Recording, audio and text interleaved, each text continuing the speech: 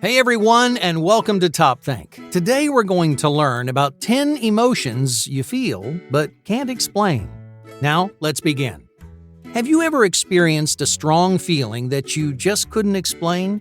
We run into mysterious feelings like these every day. They're powerful and unique, but you never know what to call them because our language doesn't know what to call them. Luckily, someone out there has named these unusual emotions for you.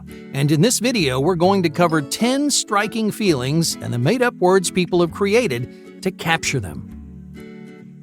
Number 1. Anemoia. Have you ever felt nostalgic about an experience that you've never had? People usually feel anemoia while watching a TV show or reading a book. As your favorite characters navigate a time gone by, you watch their world through rose-colored glasses and you begin to feel a unique nostalgia. You yearn for traditions that you've never had. You dream of a landscape you've never seen. You long for a time decades before you were ever born. But why do we experience anemoia? Just think about the fictitious worlds that you've yearned for, the simple life of a country family, the beauty of Victorian culture, the reckless abandon of traveling around the globe. In books and movies, you experience shades of these lifestyles, but those shades paint a very narrow picture. A picture of calm and simplicity, of elegance and care, of discovery and adventure. In reality, these worlds are filled with just as much boredom and frustration as your own, yet those idealized emotions pull on your heartstrings, create anemoia, and make you pine for a life you've never lived. Number 2. Liberosis. Do you ever wish you cared less about your problems? Do you wish you could approach your life worry-free? This feeling is called liberosis. It's a desire to live in a more casual, carefree lifestyle. You may experience liberosis lying awake at night, beating yourself up over some small mistake, or maybe you're struggling after a breakup and you wish you could take life with a grain of salt. Whatever your reason, you have a sudden desire to step back and throw your worries into the wind, and that's liberosis. Number 3. One-ism. Imagine yourself standing at a busy airport. As you wait for your flight, you stare at the flickering screen full of flight times, city names, and gate numbers. And something dawns on you. Each of those words represent a path you aren't taking, a life you aren't living, a set of experiences you aren't having. In that moment, you wish your body could split into 1,000 different yous, and each of those yous could board a different flight, follow a different path, and experience a unique adventure. But there's only one of you. You're only capable of being in one place at one time. No matter how hard you try, there will always be experiences that you will miss out on. This feeling is called one-ism. It's the strange frustration of living your one and only life. You can only be here, so you can never be there, or all the way over there. That means you're going to miss countless new stories, experiences, and opportunities. As you stare at that flickering board in the airport, that realization may drive you crazy. Number 4. Ambedo. Have you ever stopped to listen to the rolling thunderstorm outside your window? How about staring off your balcony, watching the raindrops fall, one by one? In those moments, how do you feel? Sometimes you become entranced by the smallest details, an experience called ambedo. Inside this trance, you become trapped inside the silence and repetition of each moment. You're swept away by this tranquil sense of contemplation, yet each careful thought reveals almost nothing at all. Only a personal recognition of each raindrop, of each lightning strike and thunderclap. But in these quiet moments, you couldn't ask for anything more. Number 5. Hanker sore. Have you ever seen someone so attractive you couldn't help but stare? Yeah, all of us have. But what about someone so attractive you started to hate them? A hanker sore is someone whose physical appearance creates irritation or frustration. They're so attractive that you feel compelled to bring them down. You may insult their personality or pretend they're ugly, all because their good looks just rub you the wrong way. They say that attractive people get special treatment. That attraction creates a significant bias in our brains, and countless studies will tell you that it's a fact. But special treatment isn't always positive. Sometimes a person is too good-looking, and the world turns against them. Number 6. Agnothesia. Your emotions are not always decisive and clear-cut. Sometimes your emotions are a mixed bag. A little bit of anger, a sprinkle of happiness, a dash of frustration.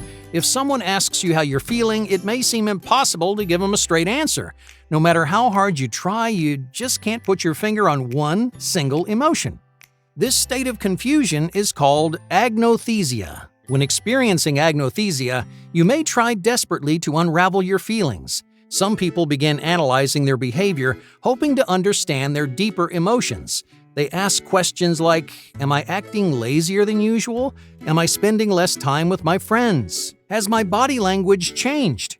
With each question, you're aiming to find the root of your problem, the solitary emotion that drives your confusion. But more often than not, you end up more confused than you were before. As frustrating as it is to admit, confusion may be the best you can do. If someone asks, "Are you okay?" the only right answer may be, "I don't know." Number 7. Sonder. How many people do you pass on the street every day? How many cars fly by you on the freeway? Hundreds, thousands, maybe even more. But have you ever stopped to think about each individual person walking, driving, and living their own lives? Because their lives are just as detailed and complicated as yours. Sonder is when you realize the world is filled with billions of complex individuals. Each person you see honking in traffic, they have their own goals and ambitions. Each stranger you meet on the street corner, they have their own worries and fears.